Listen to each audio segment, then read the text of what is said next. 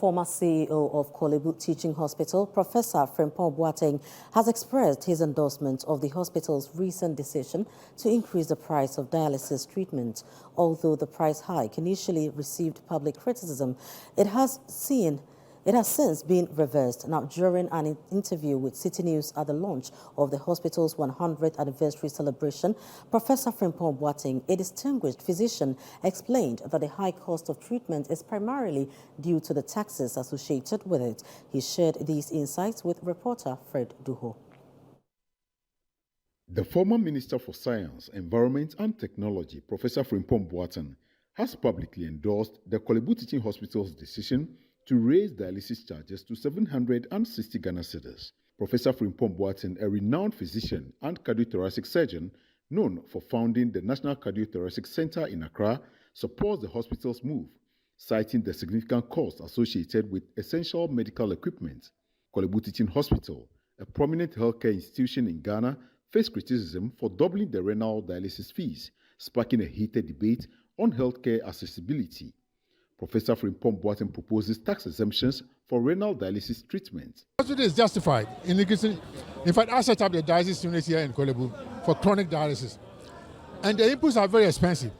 I mean, if it costs about a little over 1,000 cedis to render the service, you cannot charge patients 380 cedis, 400 cedis. But I must admit that most Ghanaians cannot afford it. But somebody has to pay for it. It is not the fault of the hospital. They are not they're not going to make profit out of it. So if they spend 1,000 cedis, it's not possible for sustainable growth of the department to charge 300 cedis. So there must be serious discussion as to how either the taxes on the inputs are decreased or are waived, or the government subsidizes the dialysis, or corporate bodies, Ghanaians, help the hospital and the patients. In other news, Korle Bu Teaching Hospital has launched its centenary anniversary celebration, aiming to transform the facility into a world-class hospital in West Africa. CEO Dr. Opokuwari Ampoma invites corporate organizations to adopt a award and offer essential support. There's also room for individuals and corporate citizens to also come on board to support Korle Bu, and that's why we came out with the 100 Ways to Celebrate 100 Years program, where we've one of the key activities is the Adopt Award or Project campaign, so that somebody, other endowed individuals or corporate entities can adopt a particular award and get it renovated, equipped, so that it brings it up to standard. Because what many people don't realize is that Korle Bu is the only institution around that cannot turn anybody away.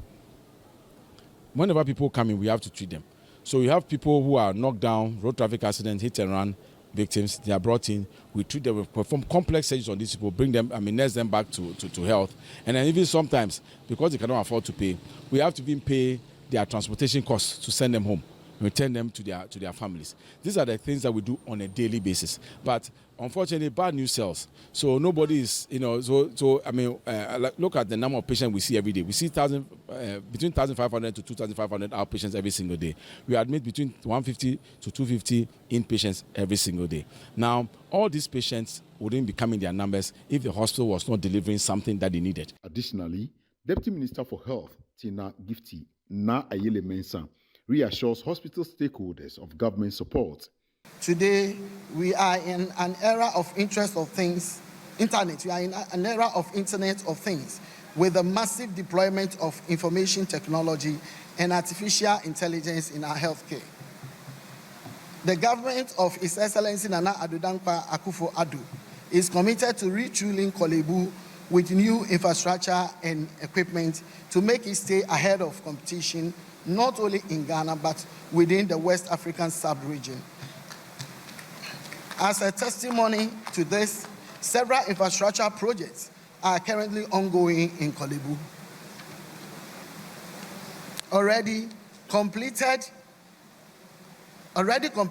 are the reconstructed fever units and the new infectious disease center, which were initiated during the outbreak of the COVID-19 pandemic. Another project which was on the drawing board since 2005 is the 110 Bed Urology and Nephrology Center of Excellence, which is due to be completed before the end of December this year.